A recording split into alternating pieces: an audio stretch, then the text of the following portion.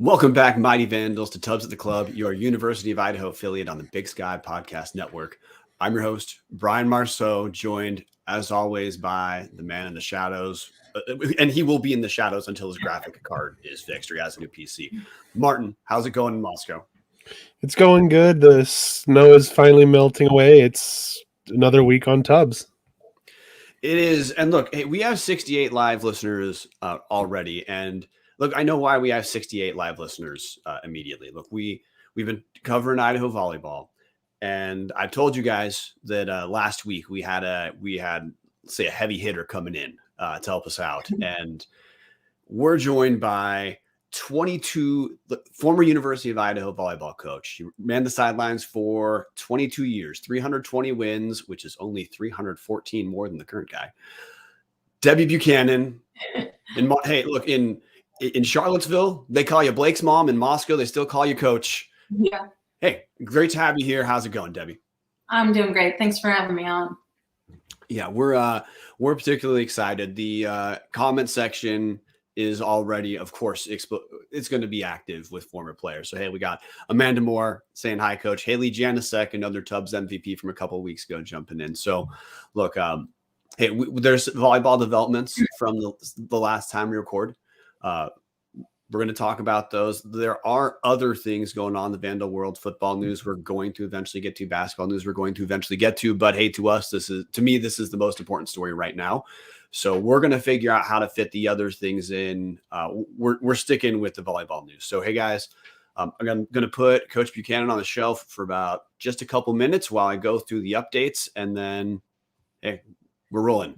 So since recording last week, but when we recorded, that was day after athletic director Terry Golick had met with the team for the update, which we'll address the update that Terry gave in a second. But broadly speaking, hey, athletes were not particularly stoked about the news last week. One of the questions athletes had after the update with Terry Golick was through OCRI, there was already a limited no contact order or policy between the athletes and Coach Chris Gonzalez, where the athletes didn't have to go to anything other than the actual practice. Their spring practice has started already. Some of the athletes wanted guidance on, hey, can they get a complete no contact to not have to go to practice? And what happens if the players choose to not go to practice? Because keep in mind, last week went over 10 out of 12 players on the team have asked for Chris Gonzalez to be put on administrative leave. As of today, he has not been put on administrative leave. It sounds like there's no reason to believe that's going to change anytime soon. So athletes got guidance very, very late in the game before their practice, that started on Thursday, January 18th, started their spring season. Athletes were given guidance that they can choose to miss practice as long as the investigation is going. If athletes choose to miss practice, they need to notify before practice or as soon as they can after practice to confirm that their absence was due to the investigation taking place. The university described this piece as a supportive measure. On January 18th, the spring practice officially started. Of the 12 players left on the roster, remember one graduated, 5 left transfer portal. That leaves 12 total players. 8 attended practice. Now, 1 missed practice because of injury. So it doesn't matter who the coach is. An athlete isn't going to play. 3 chose to sit out. So that left a total of 8 athletes attending practice, which we'll hit on the different reasons people would attend. But I would just keep in mind, guys, the fact of attending spring practice isn't them endorsing Chris Gonzalez as head coach. It's more them showing up for other reasons. The practice, but based off people we've talked to and as described in the OC register, was initially described as weird. And what I was told separately is, hey, first practice, Chris Gonzalez was much more relaxed and friendly than the athletes have become accustomed to or have reported over the last 2 years. got a messaging today saying, hey, the second practice was relatively similar. Like, hey, no issue with the practice other than, hey, coach seemed like a completely different person, a little bit less so day 2 than day 1. Practice was supervised. So just, hey, I don't think anyone thinks anything catastrophic is going to happen during practice while the investigation and supervision is going on. On January 19th, which was last Friday, Idaho President Scott Green sent staff, students, and alumni a nearly 800-word email under the subject line, volleyball investigation is a top priority. Email detailed essentially all the same details the athletes were given in that January 16 meeting with Terry Golick and Dean of Students Blaine Eccles, where after the meeting, the athletes in the OC register by Scott Reed were described as disappointed and aggravated. As a reminder, the supports which Scott Green's email detailed were the case manager for the team to monitor practice and meet with athletes, a counselor from the Counseling and Mental Health Center available for the athletes, a potential notice from professors if athletes miss class due to investigative meetings or counseling sessions, a university ombudsman for potential future issues the athletes can use as a resource, a case manager to assist with potential referrals for additional support, the as already referenced ability to miss practice. These are my scare quotes, penalty free, because of course it's not penalty free to miss training.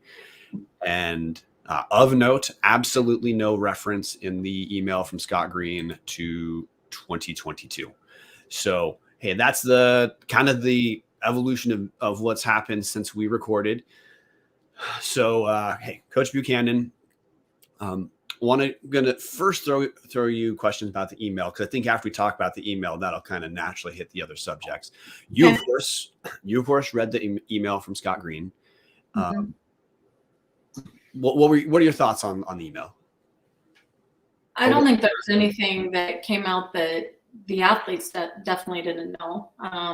It's the same things that they've been heard or had heard, that they have these resources to help them. I think the frustrating thing for the athletes that I've talked to is they still don't really feel heard, because it's this mass email out to everybody. Even some of the players that I think have sent in emails are getting generic responses. They're not personalized at all. Where again, it just makes you feel like, they're just sending out a blanket thing to everybody. And is something really happening? Are there actually any details? And sometimes you can't share that information, so I think that, hopefully they are investigating this to the fullest. And something we can talk about, and just a reminder for listeners, a lot of times on the show, when we have inside information, we purposely do not disclose the identity of our information. That's just part of how the show works. If that's something you guys don't like, I highly encourage you to listen to the other University of Idaho show. But say that as a throat clearing real quick, because hey, just through our research and hey, just your background too, Debbie, we know athletes from the 2022 season who, look, they did all that documentation we talked about on the show back 2 years ago, attempting to get this issue resolved, turned it into Terry Golick. Nothing happened. They're essentially dismissed. We know athletes from that team have reached out in an attempt to have their voice heard, not just from administrators for the sake of administrators knowing, but very likely with the goal of being included in part of that OCRI investigation, because this is just something that is not going to go away until it's addressed. And based off Scott Green's email, I don't think it's going to be addressed. As long as the university does not acknowledge all of the things that took place in 2022 and the administrative steps that did not take place in 2022, there's going to be frustration, no matter what, from the athlete side or from the side of people like us on the show who we're vandals supporting vandals. We're supporting the athletes until 2022 is acknowledged and the sins of 2022 are dealt with accountability wise. I don't think it's going to be possible for anyone to be particularly happy. And hey, I just want to read one paragraph about why. I mean, this is why I had that reaction to Scott Green's email. We're not going to read the whole thing, guys. If you're a student, an alum, or an employee, you got this email. If you want a copy of it, hey, just message tubs@theclub@gmail.com. I'm fine copy and pasting our email to anyone. But hey, this is the first paragraph from Scott Green's email. There have been many questions regarding issues raised by some of the members of our Vandal volleyball team, parents, and a few alumni, and we have responded directly to those inquiries. Some have insinuated that the University of Idaho has taken no action, which is not accurate, and we wanted to take this opportunity to update our entire Vandal community on the steps taken and the process going forward. Just reading that paragraph, because Debbie, you have that opening paragraph, and then he details the other stuff, which you said was not news to the athletes, and this was stuff that was not met warmly by the athletes. But it doesn't talk about 2022. That's exactly, you took the words out of my mouth. I was about to ask that. I was going to say, hey, is there any possible way to read that first paragraph and take away that, hey, 2022 is what part of the focus is? Because I haven't heard anyone say there's nothing going on for 2023. That's where the investigation began. The critique of inaction is over 2022 because, again, university has a lot of money in communications. They can pay people to talk in front of a camera. Until that happens, we have the university at large, alums like us, or hey, former employees too, have received no reason to believe that 2022 is being looked into. So. Yeah, I think that's the hard thing when you look at this whole situation. The first allegations were brought forth in November, December, maybe November from parents, but December for sure from girls from that 22 season. And they had individual meetings with the AD. They had met with professors. I believe OCR was contacted, but in their meetings, they'd asked to meet as a group. They were denied to meet as a group. So they met as individuals and even offered to share their timelines of things that had been happening. And they were told, no, we don't need those. So, you look at the mental, emotional, and physical abuse that was potentially happening to this group of young women in 2022 season. And with it not being taken care of, it's just has spread to that next group of recruits. And so it's become a much bigger thing that you can't put in a box now. It's, it's not going to be able to be fixed lightly. So it's a much bigger issue at this point. Yeah, 100%. And hey, now here's the thing I want to talk about. I want to ask you about now that relates immediately to the lived experience of the athlete and the state of the program itself. Yeah. So I brought up that, hey, athletes can sit out of practice, my scare quotes, penalty free. So I think that, and we've talked to athletes who both are and are not taking part in practice. And if you're sitting out of practice, the rationale I think is relatively straightforward. They don't want to deal with Chris Gonzalez anymore. They don't want to be seen as being okay with him as head coach of a program they love. Yeah. Now, I think some of the athletes who are showing up to practice, I know for a fact they're not doing it because they're fine with Chris Gonzalez taking part. But I guess I want to ask you, what do you think what is probably some of the mental calculus taking place for these athletes who have to decide between sitting out or attending? Because again, you can't sit out of training. That's not literally penalty free when you're talking about your future as a Division I athlete. I think it's hard. I think, the one thing that they kind of have going for them is that it is a long season. And right now they can only do 4 hours of training. So if they know that this is a situation, they should allow for them to be some open gym situations for the teams train together, because they are on a really limited basis right now. Hopefully they can get this in check by the time they start their 20 hours, because that's when you start, back as a team and really trying to work through some things. But, there's no way that these athletes in the last 2 years are only able to win 5 matches. There's no way. They're better than that. And so I think that, when you look at that, until they fix the respect and the trust and being treated the right way, those numbers aren't going to go up because these kids are just going to be beat down. They're not going to respond in the way that you can ask them to respond as a coach when things get tough. Yeah, absolutely. So, and some of the other things that I had that, my research people told me was, Mhm. hey, some athletes are showing up, some of the more senior athletes, because they want to be support for the underclassmen, and they want to make sure there's additional eyes, on the program. Now, of course, during this time, there's supervision that had not been taking place prior.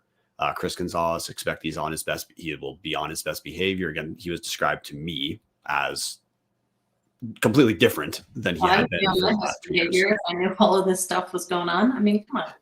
Yep, exactly.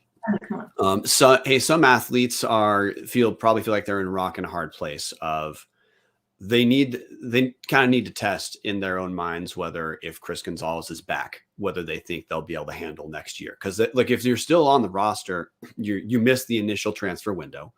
And my understanding, we've told by coaches, is generally speaking, athletes if they're going to transfer, you want to get in early. It's too late for those athletes to enter now. There is a separate window. But if athletes choose to transfer, it's a kind of tough sell of they're in late when a lot of spots are already taken.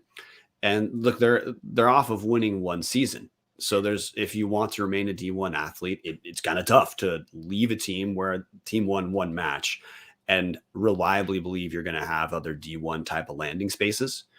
There's also some players who just want to show up because look, you're not a D1 athlete if you don't love the sport. It takes a gigantic amount of work to be a D1 athlete and take care of all the students, the student part of being a student. And for some of these athletes, they don't want to allow Chris Gonzalez to take away something they love. So Yeah. some different reasons why they're showing up. But again, like sitting out's not penalty free. It's more like I think the situation just sucks right now for essentially any athlete. And like you go first, please. Yeah, I think it's tough. And I think in these girls' mind is they haven't been heard yet. So, and nothing's happened. They don't feel like anything has changed in how they've been talked to. So I guess the scary thing is for them is it going to change? Right. So if they choose to stay and not work out and he's the coach, are those kids gonna get penalized, right? I mean, in 2 years, there's been 19 out of 44 girls that have either been cut or told to transfer or have transferred on their own. That's an alarming number. I don't even know how your APR holds with that. Now, granted, some of those are going to be walk-ons and they're counted a little bit different, but I mean, that's a red flag in itself. I mean, that's a large number.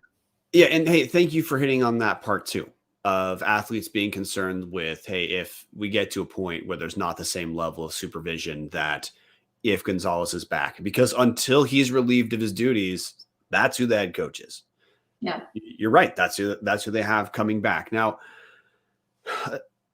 separate question now about the program developing, because hey, 12 players, not a complete roster. By the way, in the comments section, Jonathan Bricky is telling us, hey, a fourth player has now opted out, which takes the number of potential participants down from 8 to 7 for the next practices. How in God's name is the program that won one match supposed to build right now? As like who in the volleyball world is looking at Idaho as a potential landing spot and saying, well, thank God I can work with this guy who's not yet been relieved. I mean, you would have to look at international, which is he's already doing that. I know, for instance, and because I'm still involved in volleyball, I still do trainings and help kids with recruiting. And it is hard because I've had to tell a lot of kids not to look at the University of Idaho based on the situation and me kind of having an insight from my ex-players with what was going on. And, I think that's a really hard thing when you look at what a great academic institution it is, such a great experience for student athletes to go to and just have that full college experience. And so I think there's going to be a lot of clubs, especially, in the Pacific Northwest or in the West Coast region that are not going to want to send kids to the University of Idaho unless they have a specific relationship with the coach that they think is going to trump everything. But the problem is at this point with 19 kids that have been told to leave and or that have been cut, right, and a couple that have quit, And some of those are kids are having a hard time mentally, and the really hard thing is these kids have grown up playing club volleyball and loving the sport and having this great experience to now. Some of the messages I got from players today was, I don't think I'll ever step in the gym again. And that's sad, right? Yeah, that's astounding to me. Because look, hey, I wasn't a D1 athlete. I grew up playing basketball. I love basketball. I wasn't Blake, man. I certainly was not a D1 athlete. And I remember growing up, basketball is everything. I would have killed someone to be able to get a spot, which I know I'm not unique. Look, if you're playing at the club level, like you talked about, even in high school, hey, that's a different level of discipline and commitment than just typical students. Then you go to a university, you put in all the work, all the training, and this is what you get out of it. And like you just described, that there's people telling you, hey, they may never want to step in the gym again. No, dude, that's a catastrophe.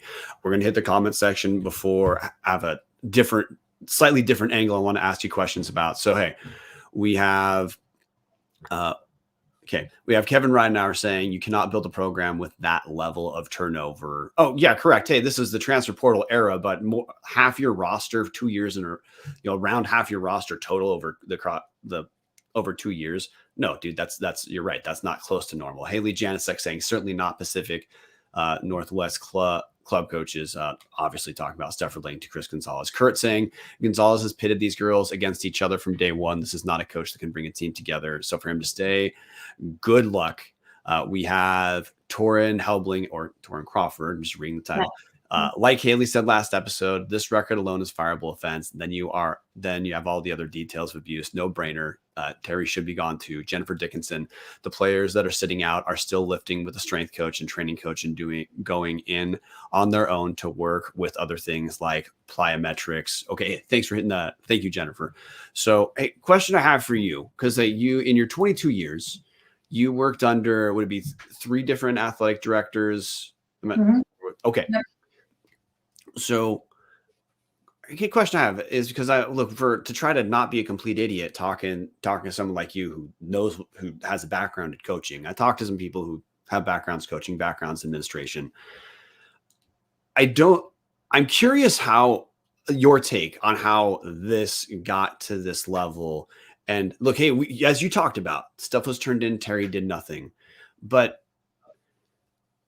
the people I talked to who have coaching backgrounds said it's beyond them how there wouldn't have been enough supervision in the first place back in 2022 with a new hire first-year head coach to have flagged some of this stuff. So I guess a question for you, in your background coaching, like, did you expect to have administrative oversight or administrative presence sometimes at practice to verify, hey, for compliance purposes, things are working the way they're supposed to? Yeah, we would have every once in a while, we would have a compliance pop in, or your sports supervisor, which the sports supervisor for volleyball has been through the AD, has been the sports supervisor. I guess my question is, and this isn't anything against Terry, this is any AD, right? Any AD in this situation would be under the same scrutiny that's going on right now. And so, who was the senior women's administrator? I mean, that's a big question for me is, if the girls and all the feedback that I'm getting is that they knew that Terry wasn't going to back them, wasn't going to support them, and wasn't taking them seriously. Who was a senior women's administrator in 2022? Because Krista left and they didn't assign another SWA until August 11th of 2023, which is the head athletic trainer. And so for me, like when I look at a lot of these things that the athletes are putting forward, not being fed, being told that that's the budget potentially, telling them that a snack bag is sufficeable because, they have an Uncrustable in there. Being put 3 girls to a room, not having consistent practice times, being told 30 minutes beforehand or an hour before at 10 p.m. what time practice is going to be. These girls, they can't even plan kind of their day-to-day, get treatment, do the right things. Having a consistent practice place. They're moving from 3 different gyms and carrying equipment. A lot of those things are Title IX, to be honest. If you look at equitable practice time, equitable practice facilities. And so I guess I don't really understand, in all of the girls or in the feedback that I've gotten, is the SWA hasn't really reached out to see if they need help. And the role of an SWA is to help with, female athletes and gender and Title IX. And, so I just really feel like, these girls, they don't have the pathway to get support, I guess, especially with the way that the supervision is. And so, I think that there's multiple questions with why this wasn't brought forward, and why other people weren't involved and there wasn't a bigger support system for these women. So, hey, what you just hit on about senior women's administrators, one of the things I wanted to ask you about. I know you hit some of the details of that, but what you just brought up, for probably a lot of our listeners, they hear senior women's administrator and then the acronym SWA. They don't know what that means. So could you spend a second just explaining what that role is? And like, you hit on it for a second, but again, we got a lot of people who that might be the first time they heard it. I know when I was doing research for this episode, I had people telling me about SWA. I had to ask for clarification. So would you mind just a little bit further explain that role? I know that, so I was our interim SWA. I actually filled that role and volunteered in it just to gain some experience for a few years. And basically, you're part of a strategic admin team. You're part of the president's cabinet, or at least they used to do that. And you basically help with the strategic plan to look at all sports to make sure that there is equity between sports. And so when I was there, one of the exercises we did is, all of the sports had the same per diem per day. So I don't know why they don't have a budget to feed their kids, or to buy them protein, or to let them have the right amount of food. I mean, it's unbelievable to me. One of the things was 2 people to a room, right? Equity across all sports. Can I pause real quick on that? What you just said, you're talking about, hey, on road trips is supposed to be standard that no matter what team you're on, each team, two people in a room. As in, hey, football team, 2 players in a room, basketball team, men's or women's, 2 players in a room. That's what's supposed to happen for volleyball as well. I mean, that is the intent of it. Now, whether, that's what's happening or not, I used to share a room as a head coach. Like, I shared a room with another female coach, and these guys are 3 in a room, but the male coaches have their own rooms, So I think that you have to decide as a coach how to spend your money to make your team feel like they're getting the most out of it. And the way that you do that is you feed them, you put them in nice hotels. The only time that we had a couple sketchy hotels is when I didn't have control of it. And we went to a tournament and they were putting us there. And you want to get them gear, and you want to make sure that they're feeling the love. And then you try to figure all the other things on the back end to try to save your money from one trip to the next trip to make it go further, to be able to do certain things. And so, there are ways. You only get athletes to perform and to play well if they're feeling respect and the love back. And you're not going to get that to happen for girls who are feeling abused mentally, physically, emotionally, kids who are crying before they go to bed, kids who are throwing up before practice, eating disorders starting, you name it, full body rashes with some athletes, in one instance that I know of. And so the fact that these young women are going through this, it's heartbreaking. Okay, so I want to restate that stuff again for a ton of our listeners. And this is part of why everyone we talked to said, get Debbie Buchanan on. It's because you're going to be you are going to know stuff because your background that we just don't. you're saying, hey, SWA, they have a supervisory role to make sure equity actually means equity. So you're saying one of the things that we've learned is, hey, look, Memorial Gym is where you had the overwhelming majority of your practices, correct? It's the only place I practice unless we had to get booted out for something. Okay. Yeah. I mean, all of our stuff's there. We have a great floor. You have Volumetrics in there so you can film your practice. Your players can go and look at it. Yeah, I mean, it's great. And you just brought up more stuff. Thank you. So, hey, your background is like Mem Gym, dedicated volleyball space. I mean, it's dedicated for a reason. You practiced there unless there was no choice. Mm-hmm. So we've been told is that's not what Idaho did with Chris Gonzalez. A lot of their practice was in the PE building, the PEB, if you guys, for people who attended, which, look, I did intramurals in the PEB, and I remember every time I had to play in there, I wished I was in Memorial Gym because it's better facilities. But the stanchions for practice, they're housed in Memorial Gym, which meant they had to be taken from Memorial Gym to the PEB.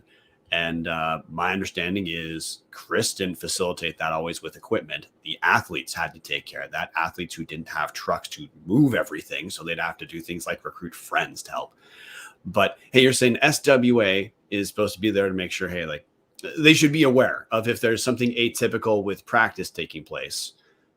Part of their role is to be aware of that, and if there are problems to rectify it. You referenced 3 places. That's Idaho practicing either in Memorial Gym, the dedicated place for volleyball, the PE building, or at times ICCU.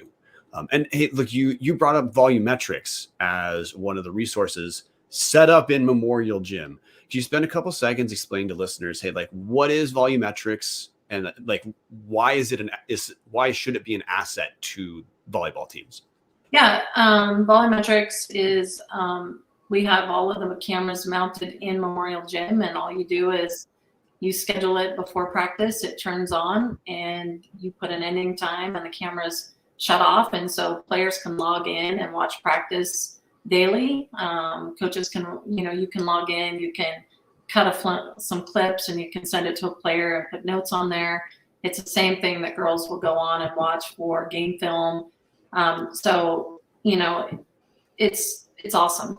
And everyone has their personal opinion. I didn't like to practice in the PEB because the floors are really slick. The courts were a little small, more injury prone with the distance to the walls, and you could never put up going one court the long way. And why would we want to practice somewhere else than where we're going to play our games? I mean, that was my thing. I mean, get them comfortable at home, which our home court advantage was great.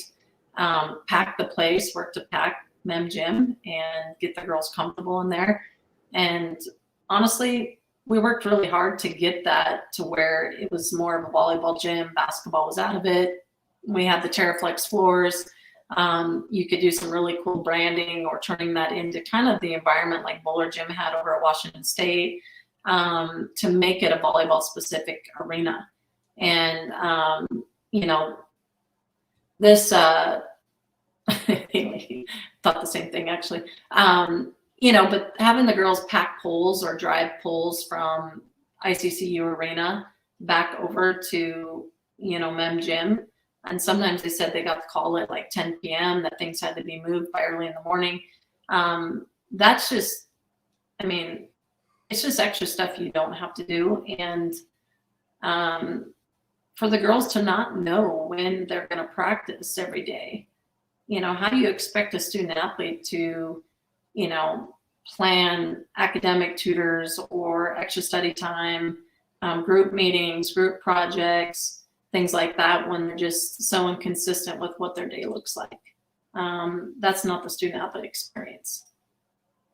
And the Haley Janicek referenced in the comment section just a second ago, an additional thing with Volumetrics. Haley saying Chris was probably having them practice in the PEB, so his behavior wasn't on camera. He wanted to close practice so he couldn't get caught. Like that was another thing that the coaches I talked to referenced about Volumetrics, which one, hey, it's the training tool that you talked about where you can go over your own practice clips and it automatically uploads to a cloud. So there's no issue with the file storage. But additionally, look, coaches, we do live in an era, this isn't just athletics, this is, elsewhere, where concerns about liability drive a lot of administrative decisions. Concerns about being, in theory, wrongly accused of something, not talking about Chris, I'm talking about elsewhere, are part of why people purchase things like different, insurances. Mm-hmm. And if you practice in the place where the Volumetrics cameras are set up, if you're doing what you're supposed to be doing, you get documented nonstop being a good coach, taking care of your responsibilities, behaving the way hey, like I'm going to use you as an example. I'm assuming you would, of course, have no issue when you're a coach being videoed because you know who you are, you know what you're doing. You're not doing anything you don't want people to see.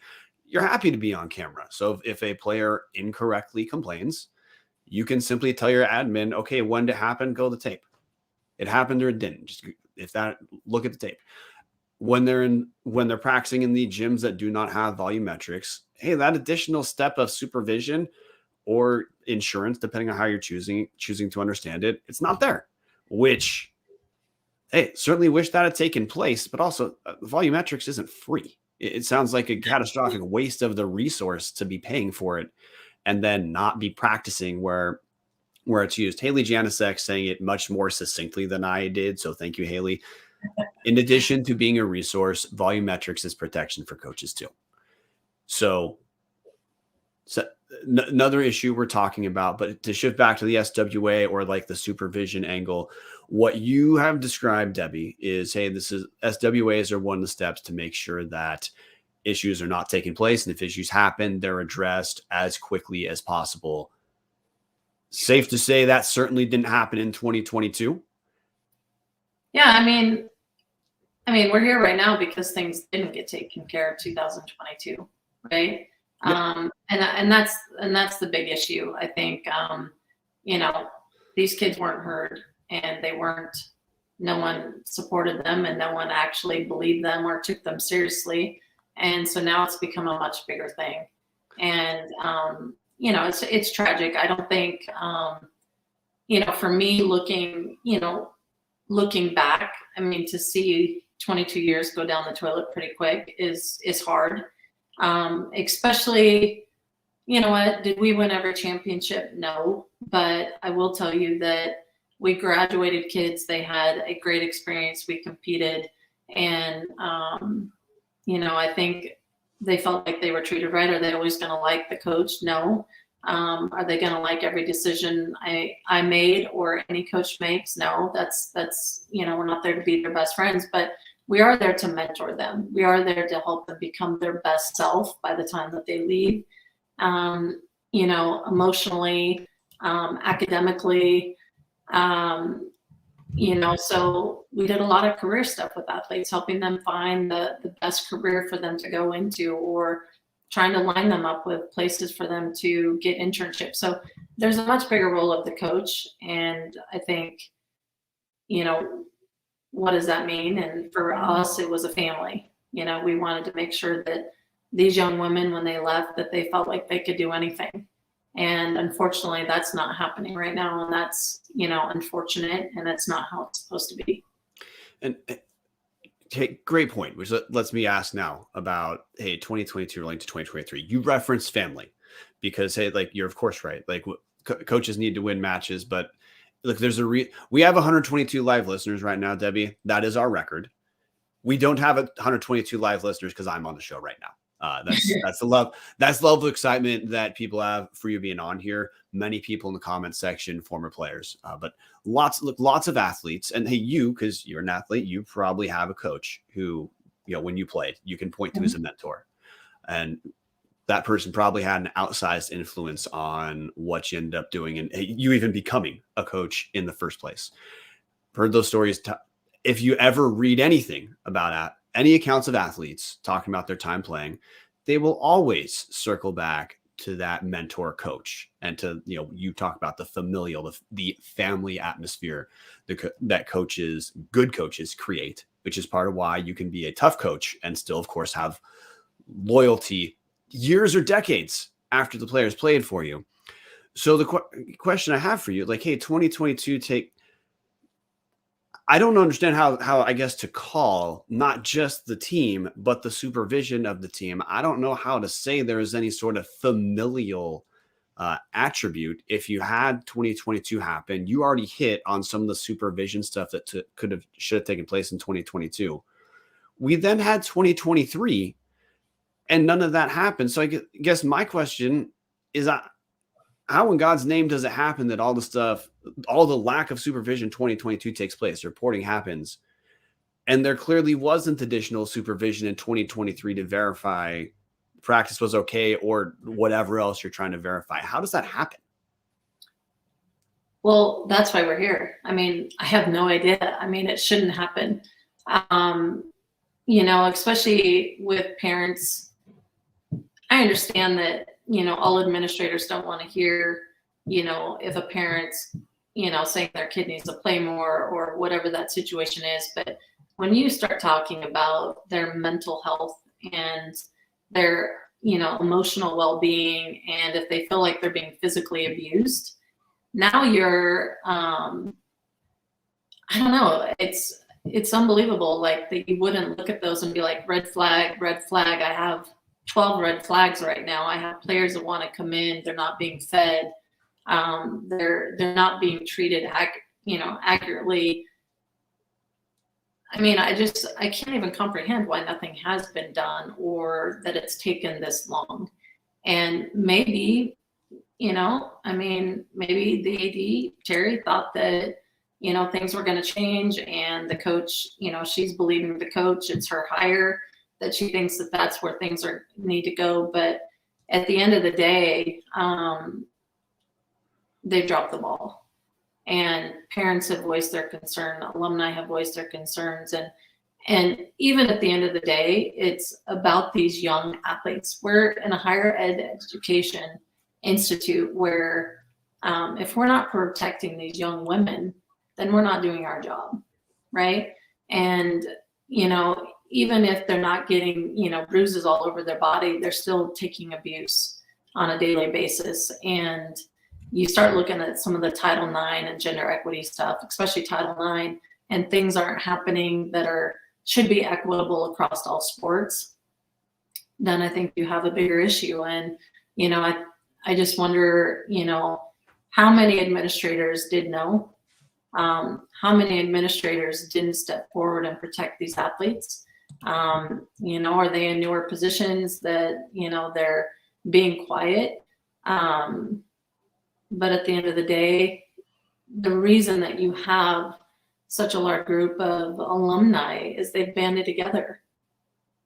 Because, no female should go through this. No, and I want to loop back now to, hey, the lived experience of the players. Yeah. So, hey, the investigation's taking place. It's being run by Thompson Horton down in Texas. Yeah. Who, hey, we talked about it last week. Their background is in largely defending universities from, allegations, potential issues. So, just to make it clear to listeners, some of the logistics. Thompson Horton, they're Texas-based. The investigation interviews with athletes have begun. But the reason I bring that up is, hey, we talk to some athletes. Some people this week, the blocks that athletes have right now are 2-hour blocks. Now, the way that's executed, those are Zoom interviews. Thompson Horton is not coming up here from Texas to personally handle all of these interviews. They're being done over Zoom, which I bring that up because not only is practice starting, obviously if practice is starting, the actual academic year is starting. If the university is having to go over that athletes can, have an absence notification to, in case they're part of an investigative process, that means they're missing class. And part of the point of a university for an undergraduate, you're supposed to pick up your degree. The fact of an absence notification, that does not take care of any of the lost time with your professor, the lost work time. And I said there are 2-hour blocks. We also had an account of one athlete who spent 5 hours talking with attorneys from Thompson Horton. And I bring that up because I know Scott Green, the email, talked about wanting this to be fast, but still respect things like due process. And of course, no one disagrees with the need to go through this correctly. But these are Zoom interviews, some of which it seems if this had been a priority is moving quickly, there was a long break where some of the athletes could have been talked to. It's now taking place when they have a ton of stuff going on. So in addition to the stress of what's happening, in addition to practice, in addition to classes, in addition to the fact that now, like, hey, there's not 500 people on the volleyball team. People know who all these athletes are. This is very likely something athletes are trying to recount all the damn time. The investigative process is it's a meaningful time suck too. So I guess a question for you now, hey, you were, again, you coached for 22 years, playing background. Like, imagine you're part of you're one of the athletes being interviewed right now. Like, how's your time at school? Well, I think I'm not sure which athlete. I was reading through their stuff, and it was from the 2023, and just saying how, when they do have downtime, they stay in their rooms because they're depressed and they have anxiety, and they're not out doing all of the things that girls are normally doing in the spring when we're not having practice. I mean, that's kind of the benefit sometimes of, you finish the fall and the spring, you have a lot more time to yourself because you're only in 8 hours a week. I think, I'm sure that these athletes are stressed. I'm sure that they're feeling the pressure right now. They're making a stand, and sometimes that's uncomfortable. They're in a college town. They're very visible between on campus and in the community, and now obviously through social media. And it's come to the point where they've had to make a stand, though, with their parents and themselves, of really coming forward and banding together and standing with fellow teammates to say that, okay, this wasn't right. And we weren't heard. And, it could have easily switched if the 2022 kids had gone in, and let's say I don't know how many of them there were, 4, 8, whatever there was. And, thank you for this information. We're going to look into it. We're going to keep you guys in the loop. We're sorry that you feel this way. To make them feel heard and appreciated, and that, we do take things seriously. And instead, no, you can't meet as a group. No, I don't want your information. There's a budget to follow. So if you can't afford a meal, we do have a budget to follow. You get a snack bag. I mean, those are the responses. It's, we're not protecting these athletes. And I think, again, that's the biggest issue. These athletes, I'm sure, are stressed to the max right now.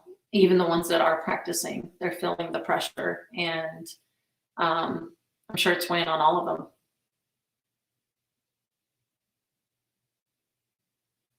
Oh, I can't hear you, Brian. You're muted. Oh, man. Of course. Amateur hour always strikes at least once, Debbie. Okay. So we're going to hit the comment section in a second. Before that, we got to talk about something that is not the bad news we've been going over for a while. The Hughes River Expedition show sponsor. And look, here's how it works. If you have ever thought about going on any sort of rafting trips, if you want to see the Northwest in a way you haven't, like going down a rapid trip down the Middle Fork of the Salmon, the main Salmon River of no return, or like the Salmon River Canyons, you have to get a hold of Colin at Hughes River. So Hughes, the way these work, Hughes River Expedition trips, they're all inclusive. Truly, you just book it, show up. Colin takes care of everything else. It doesn't matter if you are a large group doing it as some sort of like team building exercise, or if you're a family who you want to have a trip that you're going to talk about the rest of your life. Doesn't matter. Hughes River makes it work for both situations. So what you got to do, give Colin a call, 800-262-1882, or check him out at hughesriver.com. So, okay, comment section that we need to tend to for a second. Okay, Mark Trivelpiece, our favorite corner club owner, seeing/hearing Deb's former players stand up for the current players speaks to the family she helped create. Good job, coach. Kevin Reinauer, this should have been resolved in 2022. Terry's response, ? Is that it? ? We have Mark McEnany saying that's not the culture. The culture Idaho has naturally. Vandal pride is real for any student or alum. S Sharp 22 saying the AD, meaning Terry, trying to save face. That's why it didn't happen. Sweeping it under the rug time and time again. Amanda Moore, we donate to the VSF thanks to the amazing experience we had with Debbie. we want to give back, but this has us questioning if we should. Torin Helbling, can't admit, meaning Terry, she made a bad hire. Eric Stang, as an AD, you can't pick and choose what you will ignore or address in terms of what comes across your desk or brought to your attention. Tom Kendall, so many red flags. Taylor Cash, which actually we may circle back to this question. What are the real ramifications that could come down for Title IX violations? Then Haley Janicek, let's call it, Terry and Chris aren't the only ones who failed these women, which that's part of why I was asking the questions about supervision. Is it just doesn't seem possible that we have the resources we have today, we have the size of an athletic department we have in 2023, which it's not the same things it was in like 1960. Like, you know, when my dad was younger, these things are different. There's different levels of supervision. There are lots of people who failed the athletes, but that's why we are where we are. The supervision was not there. Due diligence on the hire itself, what clearly was not there. So, hey, Debbie, don't know if you can speak to Taylor's question based off this. Like, what are potential ramifications, you know, based off Title IX clearly not having equal protections in place? You know, I'm not really sure. I know that, you know, if parents sent something, I think I did hear that some people did reach out to the NCAA. I'm sure eventually maybe it would be looked into. I know that you do have to get certification every so many years, you know, where they would look at some things, but I'm not really sure on that. I know APR is a big thing, and I would be concerned a little bit with the APR numbers for volleyball. I think that, you know, it's hard to know what that calculation would even look like because, you know, if they're eligible in the fall and then they go into the portal, a lot of times you're not getting dinged as long as they're able to go and play. If you're a walk-on, you know, they're not being counted. So it's really hard to know what that number looks like. And that would be interesting just because I think it is a fairly large number. And I think when I was looking, there's a lot of kids that were told that they should go somewhere else to play. They weren't good enough. They weren't going to play. And, you know, they're playing at Sac State. They're playing at Wichita State. They're at Florida International. You know, the list goes on with a lot of these athletes that have opportunities to go play somewhere else. But I'm not really sure what the ramifications would be. I just know that when you start looking at, you're talking about supervisors, you know, it starts with your athletic director, right? And your sport liaison, which is an athletic director, that's one of her sports. Then you look at, you know, who's your SWA, and, you know, are those girls being introduced or the young women being introduced to the SWA, that this is a resource for you and someone to go and talk to. What is the experience of the SWA, which is now the head trainer? And is she visible all the time, or is she working with other student athletes or other teams? You know, so I think it's hard. I think that the University of Idaho in general has dropped the ball for these athletes, and I think there should be quite a few ramifications as far as, you know, protection from your athletic director to your obviously your volleyball coaches, even athletic training. It's hard with athletic training because volleyball has a grad assistant. You get a new GA every 2 years, and so you're trying to build that culture with them, and they're still a student themselves, and so they may not feel comfortable like really making a stand. So there's a lot of things that you wonder. I don't know if we're ever going to know the answers. We're probably not, but why? You know, why has this happened? Why has this gone on for almost 18 months and not been addressed? And none of these athletes feel closure. None of these athletes feel heard, except for the newspaper reports. Everything they're getting from the university is the generic responses of, here's a crisis team, here's who you contact for mental health issues. You know, it's kind of the same stuff Scott Green sent to all of us, right? And so, you know, I think that the bigger thing is just, why are this group of young women not being addressed as young women, young adults, to work through and remedy the situation? Instead, they're kind of kept on the outside where they feel like they don't care. And that's, I think, the biggest problem of it all. So, hey, want to just repeat a couple things you said, because Yeah. whether you know it or not, to our listeners, you may have just broken some news. So, in addition to, we referenced earlier that 22 athletes have absolutely made attempts to reach out to OCRI to have their information be included. You just brought up, to your knowledge, someone has also moved in the reporting angle toward the NCAA, which is another angle where this story is, hey, maybe we'll get some accountability in that direction. They Kurt in the comment section saying the current athletic trainer was a key supporter for the current volleyball girls. She would stick up for them many times. Hey, Kurt, thank you. They need as many people as they can, but part of why Debbie was I believe Debbie is referencing what she did. What I'm talking about, what I've brought up, is we have people with PhDs and master's degrees who their job is to make sure the athletic department works well and that issues are taken care of.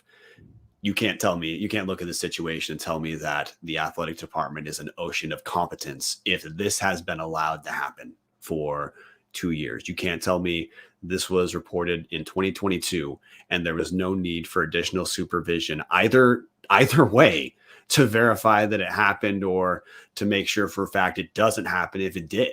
I'm sorry, I apologize saying if it did. We know from the volume there's no way a ton of the stuff didn't clearly take place. But to me, I think you're right, Debbie. University 100% dropped the ball on this. Had advance notice in 2022, did nothing to rectify 2022, and did nothing to prevent 2023. That's not the University of Idaho I attended from 2005 to 2010. That's certainly not the family atmosphere you referenced earlier about being present in the athletic department. So, yeah. I mean, you don't really see this issue across the country where something's gone on for 18 months and not been addressed. And so this is, I think, a little unique, and maybe why it's being addressed the way it is because the university has to litigate in certain ways. They can't talk about certain things. But, regardless of the situation, it's a group of women that have been totally dismissed. And because this topic is also as dense as it is, I got a question for you about about not placing Gonzalez on admin leave. And I bring this up because, hey, when Don Verlin was fired over very, very minor allegations that materially hurt no one other than, minor NCAA rule book, like no people were harmed because of the violations against Don Verlin, he was put on administrative leave. Do you have any insight on why Chris Gonzalez isn't on administrative leave? I mean, he's having to interact with the people who are reporting. This feels like a textbook case of why, in God's name, administrative leave exists in the first place. I don't. I don't know why it's happened unless there's some university policy or protocol in the way that something was handled that they feel like they can't from an HR standpoint. We're never going to know that answer, but you have, so it's a situation that it is now, and these athletes are in a terrible situation for them. And if they keep Gonzalez, let's just say they keep the coach, right? Is that team going to be able to rebound enough going into next year? Probably not. Are you going to be able to recruit the athletes that you need to help that team move forward and to fill in the spaces? Probably not, because right now the reputation of the University of Idaho is that coaches are not going to send their athletes. I've been hearing it from club directors and club coaches that they're not sending their athletes to the University of Idaho until there is a change. And so, what are we talking about here? There's two things. One, it's student athlete welfare, and the other is getting the program back on track. And so neither one of these is a win-win situation, because they're not doing the student athlete welfare and they're not doing anything to get the program back on track. And so when you look at that, and because it's gone on for 18 months, the only thing that really, there has to be some change in leadership, and there has to be a change. I think it's the only way you can beat it. Because it's gone on for so long, I think it's the only way that you can right the wrongs to, to get things moving forward. And it has to be, it has to be admin. It's got to be your coaches, or it's going to take another group of young women transferring out. And then what do you do if you can't get players to actually come here? You go all foreign. I mean, because maybe that's what you do. I don't know. Well, it worked so well last year. Haley Janicek in the comment section, again, comment section MVP Haley Janicek saying, and not just a coaching change, an administrative change, which you eventually you got to that point, but before stop Debbie, which is when we're talking about leadership, this is a big deal. This is not just, I think it's bigger than just this isn't about Terry, and this isn't about Chris Gonzalez. This is about the University of Idaho and their women's volleyball program, and getting it back on track and getting athletes to want to come to the University of Idaho, wanting to come and get their degree, loving their time there in a good college town, because it is an incredible experience for student athletes. And so there's a bigger picture here. It's not about one person or the other. It's about the program and the university and what it stands for.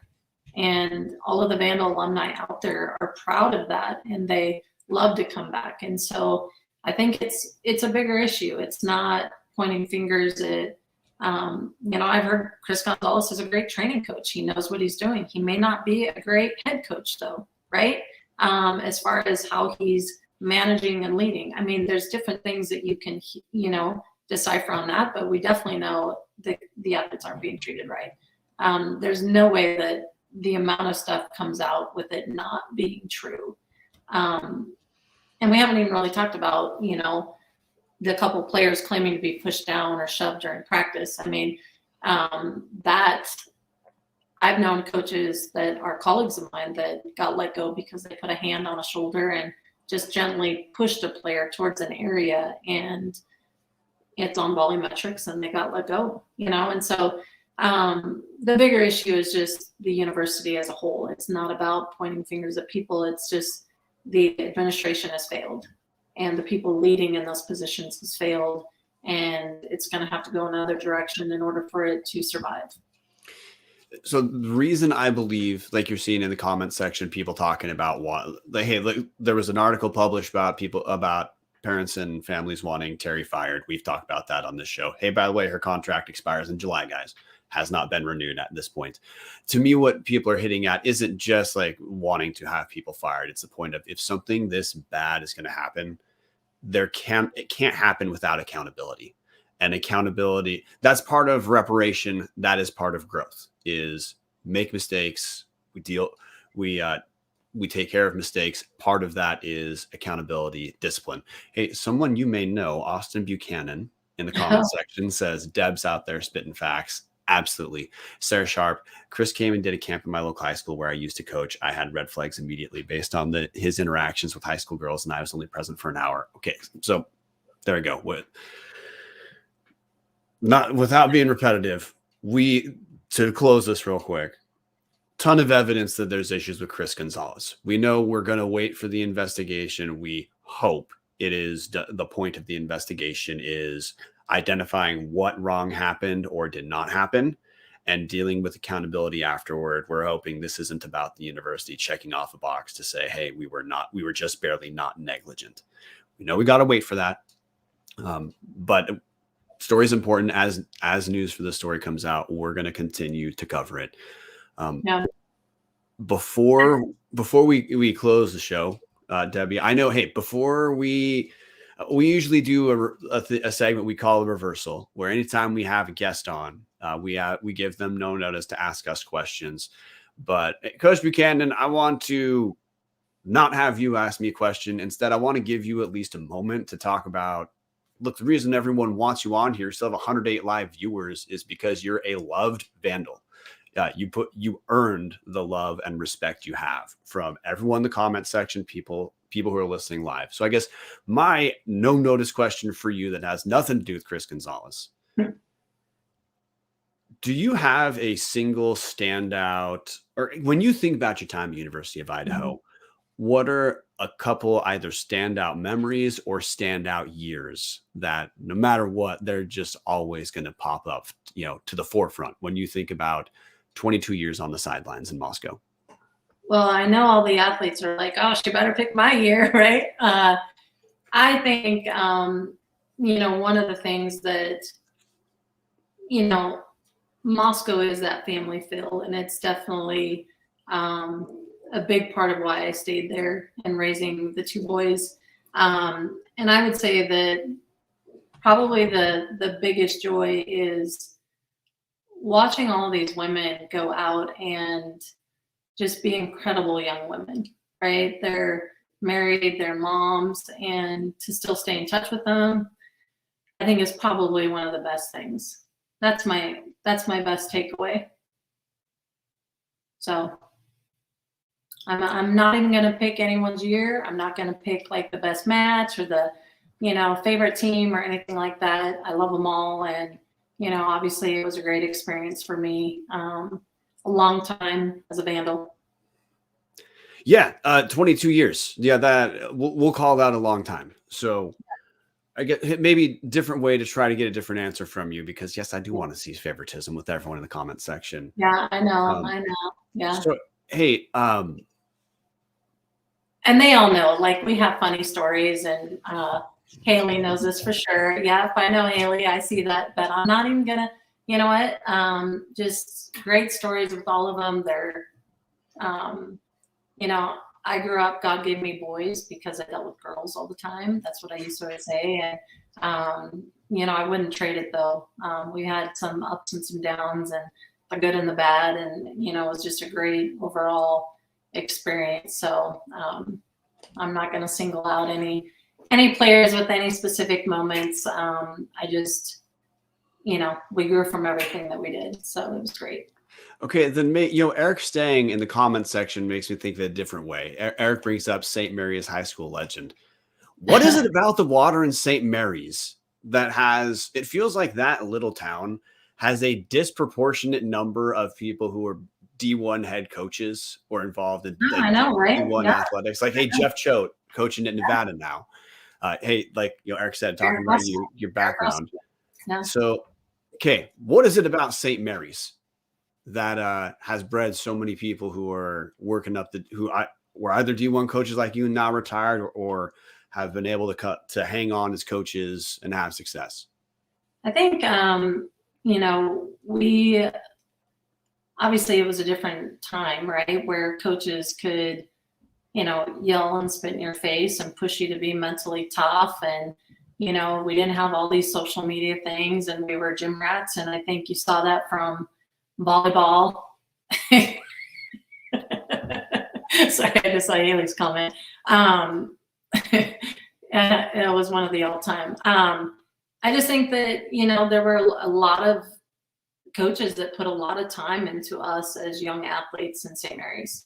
And, there wasn't any social media. No one was on cell phones. So most of us barely had TV. So, we were always out on the field or in the gym and playing sports, and we had some great coaches. If you look at, the coaches that we had in that small town that really did care and had success on the football field, or, even volleyball wise. And a lot of kids did go on to college and got scholarships, got out of that little town. And, a lot of them have come back, but there are some football coaches in some big roles. And I don't know, like, it's, definitely unique. And I'd like to say that, it's a special little niche. So. And with that, guys, former Vandal coach Debbie Buchanan, thank you. You hung out with us for more than an hour. Yeah. So, hey, to put a close on this, guys, hey, something we just have to address on Tubbs, because there is other sports news we're eventually going to get to. We're going to cover volleyball as there's updates. It was always important for us for this to not just be a one-off, but to see it through. So we're going to continue to cover this as we have updates for it. There is football news we have to get to, of new coaches, new recruits. There's basketball teams we have to talk about too. In short, Tubbs is probably going to have to just record additional stuff. Typically during the season, we do one episode. We have been handling the winter sports right now with subtraction because of how important volleyball is. But we're going to have to tackle this pretty soon with addition by just having separate episodes that purposely cover the other sports that we can't get to because we're not going to let this one go. So if you guys are curious, hey, when does football news, when we talk basketball happen? We're just going to schedule it separately. We might start to have for a little bit more than one episode a week. We don't have a better way to go about it right now. So that's it. Otherwise, but hey, keep in mind, guys, if you support the show, patreon.com/Tubs at the Club, you can join for as little as $2.50 a month. That's less than a cup of coffee. You're always welcome to donate more than a cup of coffee, but hey, that's the baseline to get in. And if you've done that, you already knew who all the new coaches were going to be based off the announcement today from the athletic department. So, hey, that discussion still takes place on our Discord, the best place online to talk Vandal sports, patreon.com/Tubs at the Club. But with that, we're gonna kick it to the best band in all the land to play us out. Debbie, thanks for your time. We cannot thank you enough. The comment section cannot thank you enough. I'm droning on, and we still are over 100 live listeners, a record for the show. So thanks for making us look good with that. I want to thank you for putting women's volleyball out there, and making sure that these messages are heard and these women are heard. So thank you for that. That's I think a huge honor for these women. And if that's said, we're going to close the show. See you guys next time. Go Vandals. Thanks.